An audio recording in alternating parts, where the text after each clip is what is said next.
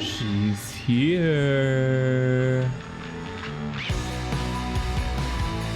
Welcome in, adventurers. It's me, Sadako, also known as Zach, and the public test build for the new chapter is here. So I wanted to make a quick little video just detailing all the new perks. Now before we jump into anything, I just gotta say, this new starting screen is really nice. Like, I really love it. It's so freaking pretty. Now today's short video is just gonna focus on the perks. On Friday, I'm gonna be dropping a video that details the new killer's power as well as actual gameplay for the killer and maybe a bit of survivor as well. But without any further ado, let's jump in. So first of all, how freaky is this?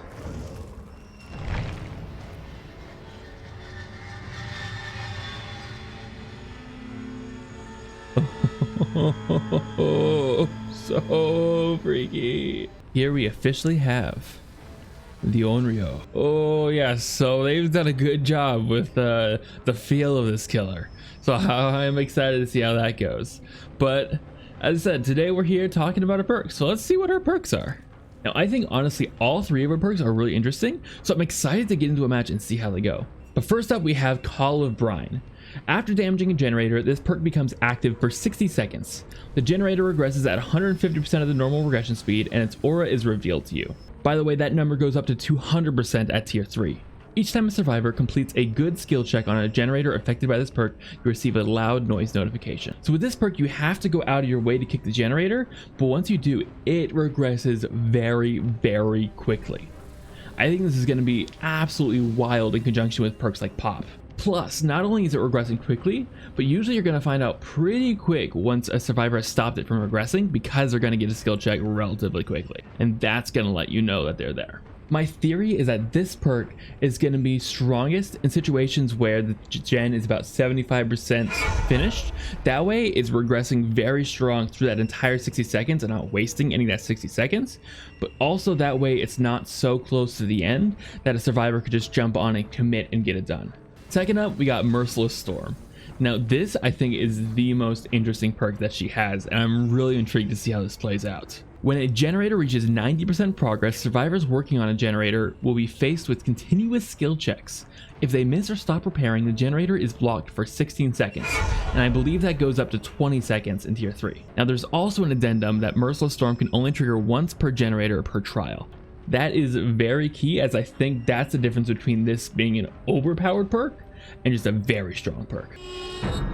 Whoa, whoa, oh, that was scary.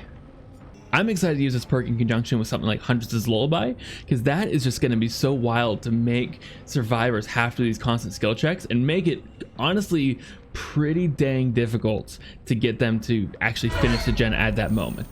It's going to give you at least an extra 15, 20, 30 seconds for them to finish the generator, and maybe that's going to be enough for you to get over there and stop them from finishing it and push them off the gen. I'm really curious to see how this plays out, both as a killer and a survivor. Lastly, we got Scourge Hook Floods of Rage. Similar to other Scourge Hooks, which I have loved so far, at the start of the trial, up to 4 random hooks are changed into Scourge Hooks, and you see their auras in white. Now for this Scourge Hook, when a survivor is unhooked from a Scourge Hook, all other survivors have their auras revealed for 5 seconds. That seems pretty cool and pretty dang strong. I feel like this is most comparable to a perk like Barbecue, except it doesn't have that range limitation that Barbecue has.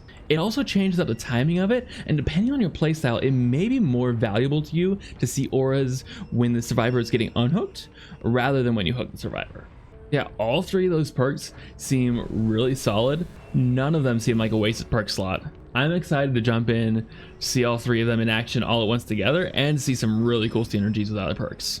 Now let's hop over to Survivor. All right, now we got the new Survivor, Yoichi. Now I don't feel like his perks are quite as solid all across the board as Onryo. However, there's some really interesting things going on here. First of all, we got a new Boon as we expected. The beginning and the end talk about how Boon perks in general, but let's focus on just this specific Boon. But let's focus on the effects of specifically Boon Dark Theory. When you bless a totem with Boon Dark Theory, any survivors within the Boon totem's range gain a 2% haste status effect. This effect lingers for 2 seconds after leaving the Boon totem's range. Now going up to tier 3 doesn't change the haste status, it just changes how long it lasts after leaving the range. So basically when you're in this Boon and a little bit after you leave it, you're going to be moving 2% faster. For comparison, most exhaustion perks like Sprint Burst, Lithe, things like that have a 50% haste effect. So this isn't like having a permanent Sprint Burst, but every little bit counts in this game. This might get you just that little bit to get to that next pallet or get to the window, so you can extend that chase an extra 10, 15, 20 seconds, giving your teammate the extra time they need to potentially finish another gen. I'm not sure how noticeable this will be in actual gameplay in the match when you're under this effect, and it's definitely not as strong or game changing as something like Circle of Healing, but it still has a lot of potential if you're running a Boon build. His second perk, I honestly think is pretty awful. Empathetic Connection. Whenever another survivor is injured, they can see you with aura within a range of 32 meters, and you heal other survivors 10% faster. Now, the way that this perk scales once you get to tier 3 is just the range that you have to be in for other survivors to see you. Basically, that main aura reading function is made to be exactly the opposite as Claudette's perk, Empathy. And I just feel like Empathy is such a better function. I feel like it's just so much more valuable to you be able to see injured survivors than for injured survivors being able to see you. Healing others 10% faster is all right, but I feel like there are so many better perks to put in this slot than this one.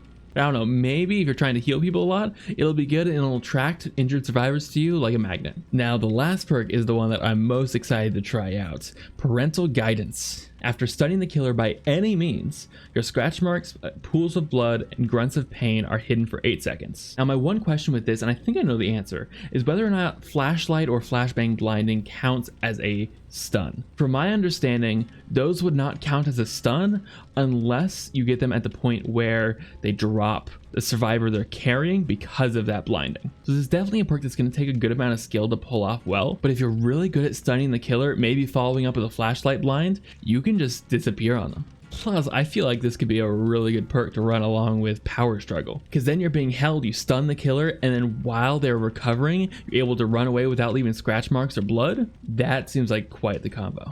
But that's it, that's all we have. 3 perks for the killer, 3 perks for the survivor. Please, if you enjoyed the breakdown of these perks, leave a like. Also, comment down below what perks you're most excited for and what perks you think suck. If you agree with me, or more importantly, if you disagree with me about what perks are going to be strong or not, let me know. I'd love to hear your thoughts. Also, hit that subscribe button so you can come back on Friday when we drop some footage of the gameplay of the new killer and possibly a little bit of the survivor as well. I also stream on Twitch, and check me out on some other socials down below. But thank you so much for watching. Until next time, stay awesome, and I'll see you later.